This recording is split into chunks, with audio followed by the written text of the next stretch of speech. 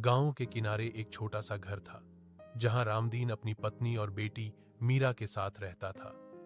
रामदीन बहुत अमीर नहीं था, लेकिन उसकी सबसे बड़ी पूंजी उसकी इज्जत थी।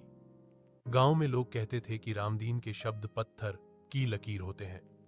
मीरा पढ़ाई में बहुत तेज थी और शहर जाकर डॉक्टर बनना चाहती थी। एक दिन गांव के कुछ लोगों ने रामदीन से कहा, लड़कियों को ज्यादा पढ़ाना ठीक नहीं, इससे घर की इज्जत पर बात आती है। यह सुनकर रामदीन मुस्कुराया और बोला, इज्जत डर से नहीं, सही काम से बनती है। मीरा शहर गई और कड़ी मेहनत करने लगी। शुरुआत में उसे कई मुश्किलों का सामना करना पड़ा। लोग उसके गांव और परिवार पर सवाल उठाते थे, लेकिन उसने हार नहीं मानी। वर्षों बाद मीरा डॉक्टर बनकर अपने गांव लौटी।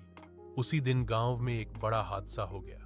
कई लोग घायल हो गए और पास में कोई डॉक्टर नहीं था। मीरा ने तुरंत सबका इलाज शुरू किया। उसकी मेहनत और ज्ञान से कई जानें बच गईं। गांव वाले शर्मिंदा हुए और रामदीन के घर के सामने इकट्ठा होकर बोले, आज हमें समझ आया कि सच्ची इज्जत क्या होती है। रामदीन की आंखों में आंसू थे, लेकिन चेहरे पर गर्व।